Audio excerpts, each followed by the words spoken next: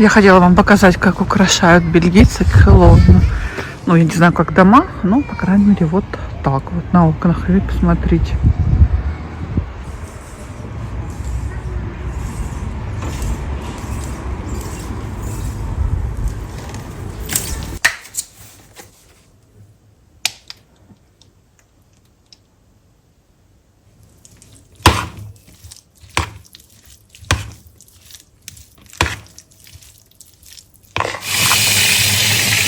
Блины сегодня нажарила. Колбаски у меня купаты вот сейчас здесь шкварчат. Кстати, надо будет попробовать, девочки, ваш лайфхак с этой бумагой, правда.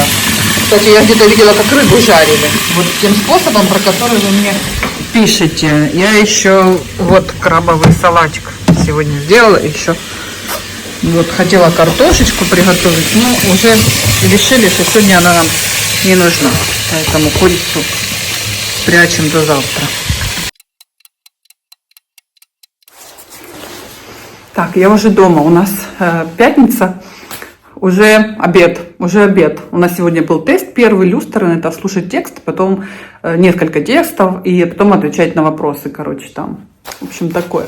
Не знаю. Это моя самая больная тема люстрен. Вот слышать, понимать именно как бы на слух, для меня это самая большая проблема. Поэтому я не думаю, что я сегодня написала успешно, но я готова ко всему.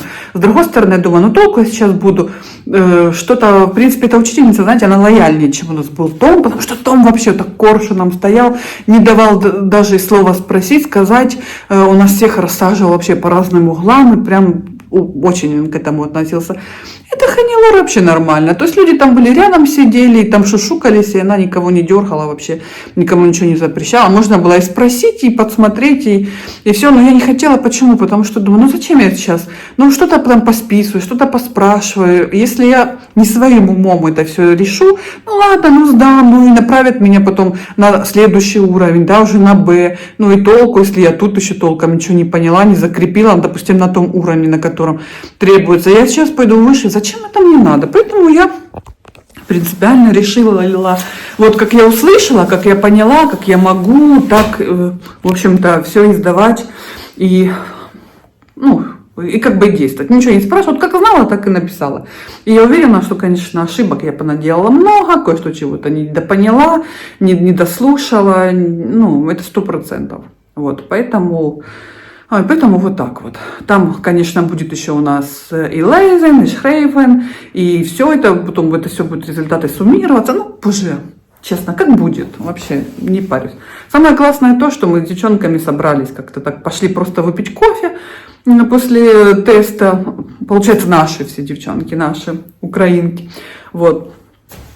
Боже, какая классная группа, вот именно вот в этом плане, вот это вот чисто человеческом, вообще это именно наши девчонки, украинки, ну там еще девчонки есть с Сербии, есть с Албании, тоже классно, но у нас языковой барьер просто, мы не можем так нормально общаться легко, как вот с нашими получается, такие все классные.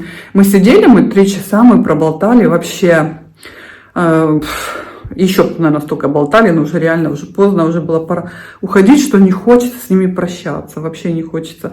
Договорились, что как бы мы там, как там не закончатся эти все результаты нашего теста, кто там куда пойдет дальше, вот, но чтобы не терять друг друга с виду, как-то встречаться, продолжать общаться, дружить, потому что на самом деле классные. Все такие, знаете, интересные, все такие, ну, прям интересные люди. Ну, я же говорю, мы просто на одном дыхании, на одной волне, вообще классно, конечно. Мне очень понравилась эта группа. Вот, так что вот такие пироги. Впереди выходные. И наша преподаватель вообще классная. Вот вообще в конце это вообще так стало все, знаете, вот жалко, что очень короткий курс, 1,5 месяца. Если бы вот это все длилось несколько месяцев, я была бы только за. И преподавательница классная, если еще больше понимать язык, понимать, что она говорит, с ней можно больше шутить. Она вот реально такая жизненная, классная такая, не знаю, женщина вообще, ну, человек, не знаю.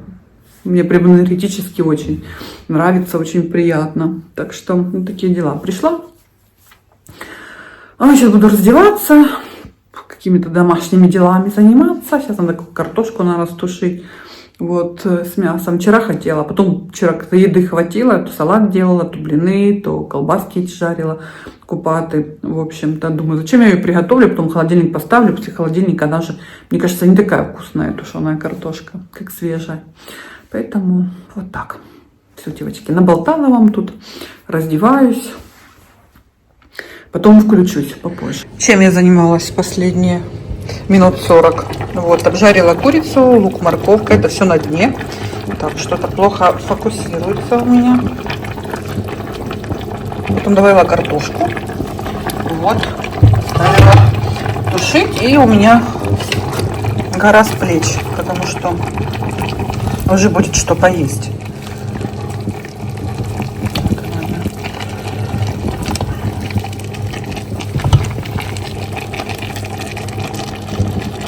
Вот.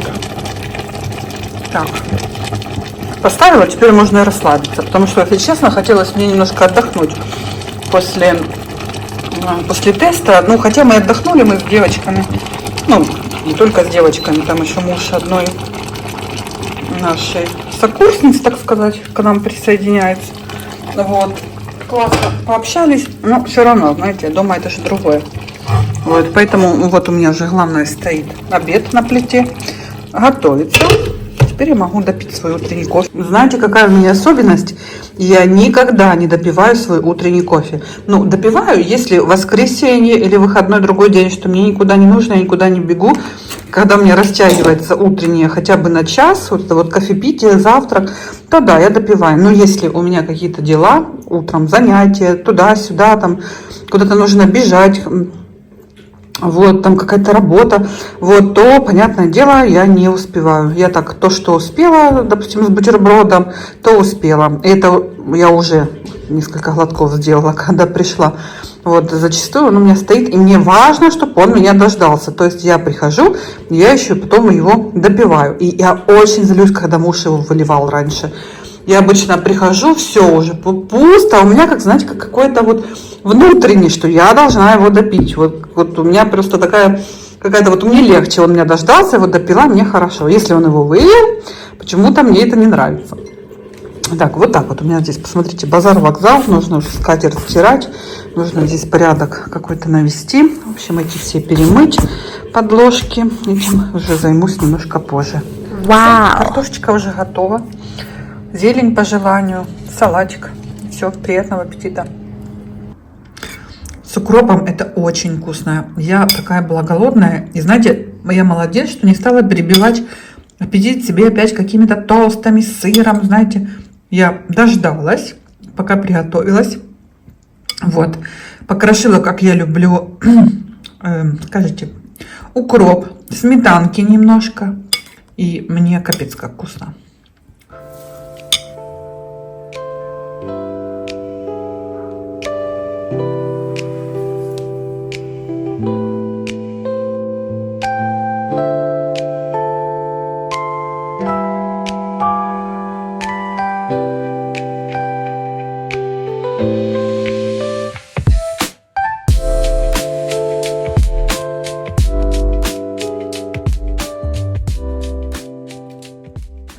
У нас уже 9 час вечера. Вот, я выехала к своей знакомой, хочу ей немножко там помочь продуктами. У нее там сейчас немножко сложная ситуация. Вот она с ребенком вдвоем живут. Человек до вечера был где-то занят.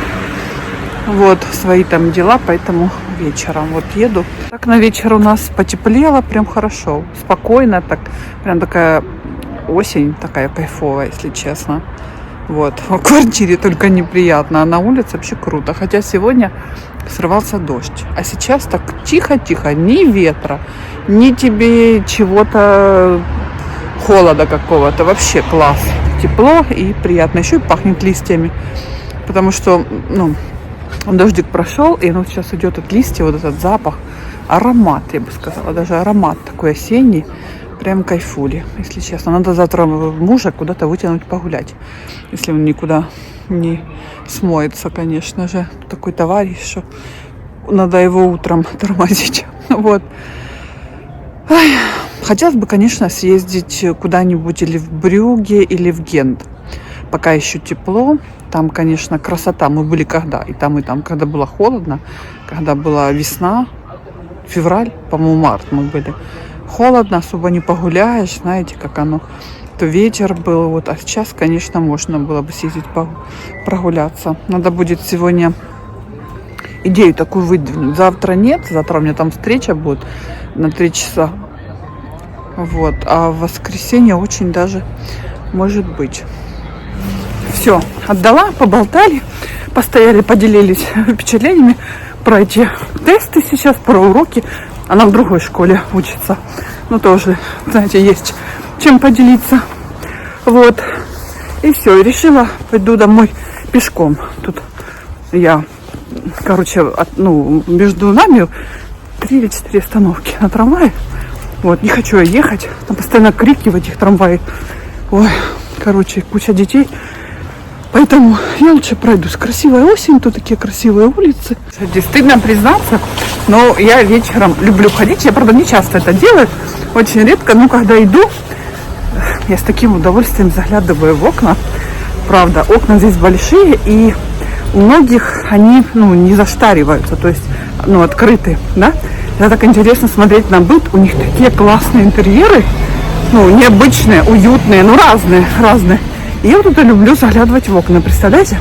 А в Нидерландах там вообще прям принято не зашторивать окна. Они считают, раз у них дома красиво, как у них дома, значит, надо показывать всем. О, Господи. Ой, жесть. Там, короче, вообще не зашторенные окна. Господи, тут прям движ. Париж. Вот. И я вот думала, мне бы там вечером походить, потому что днем мы были там же, светло было. Вот. А вечером там, говорят, вообще красота. Ходишь и вообще без зазрения совести ко всем заглядываешь, потому что это даже так положено. То есть это нормально. Так что вот такие вот дела, мои дорогие девочки. Вот видите, допустим, вот так вот. Я иду не по той стороне, но интересно заглянуть.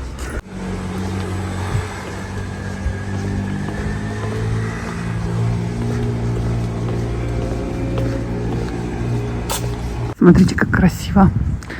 Вот как у нидерландцев, знаете, какая по философии, да? Что если у меня дома красиво, значит, почему бы мне не показать это всем? Вот так вот, видите?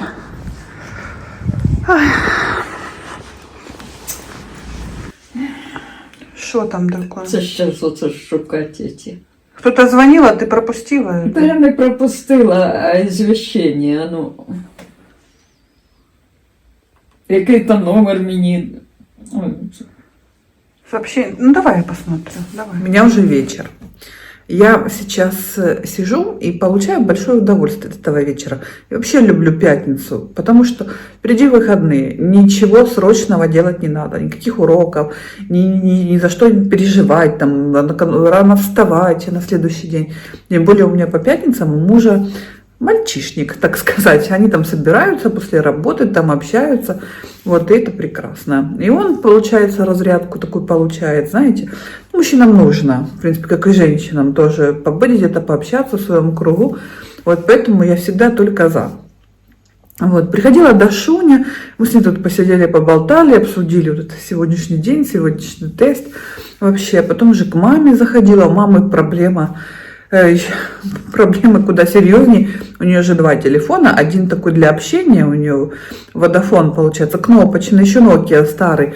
А второй у нее смартфон. Kia старый, я ей просто для интернета в свое время купила там безлимитную карточку, и вот у нее сейчас 2 телефона. И вот это же у нее была проблема. Она же со всеми раньше разговаривала по вот этому, по Vodafone.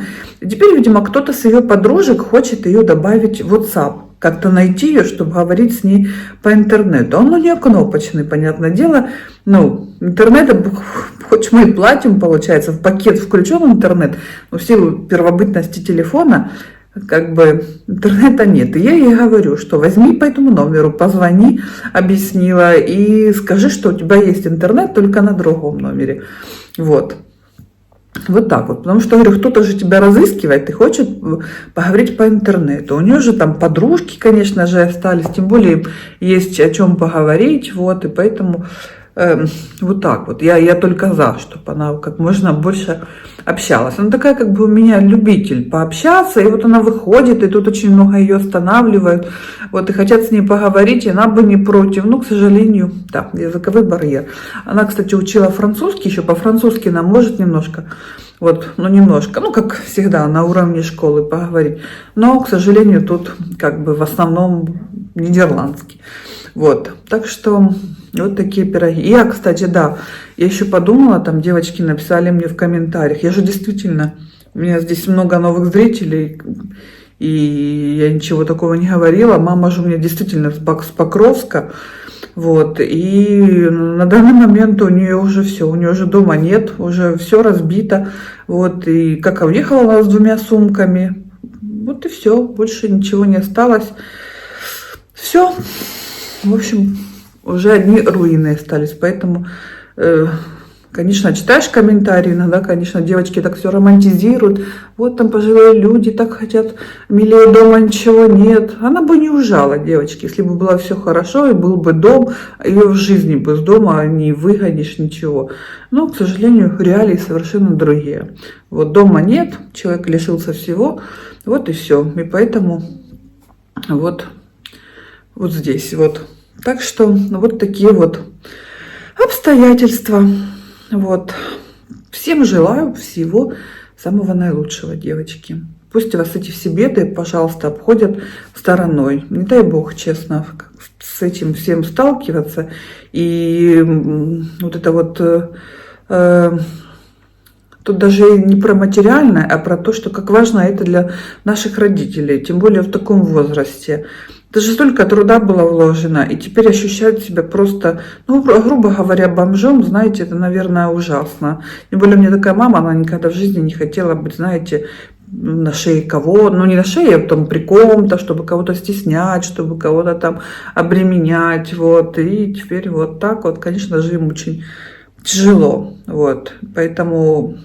Очень сложно, конечно, подбодрить, подобрать какие-то слова подходящие, потому что я сама понимаю, каково это ужасно. Ну, как бы ничего ты не сделаешь в этом случае. Вот так, ну ладно, не будем о грустном. Ну да, я просто что-то не подумала, что я об этом как бы здесь не говорила. Вот. Всем желаю хороших выходных, хорошего настроения. Я сейчас читаю, что летят дроны. И надеюсь, что они все обминут, обойдут, что, дай бог, чтобы их всех безобидно собьют, и не будет никаких ни жертв, ни разрушений, ничего. От всей души этого желаю. Вот, всем вам желаю как можно больше счастливых мгновений, вам здоровья и вашим близким, всего самого хорошего. Спасибо вам большое за просмотр. Всех вас обнимаю, всех вас ценю, всех вас люблю, вот, всех вас уже знаю. И спасибо вам большое за ваше общение. Вот, не забывайте, кто не подписался, пожалуйста, подписывайтесь. Про лайки, пожалуйста, не забывайте. За комментарии огромное вам спасибо. Всем пока-пока. До следующей встречи.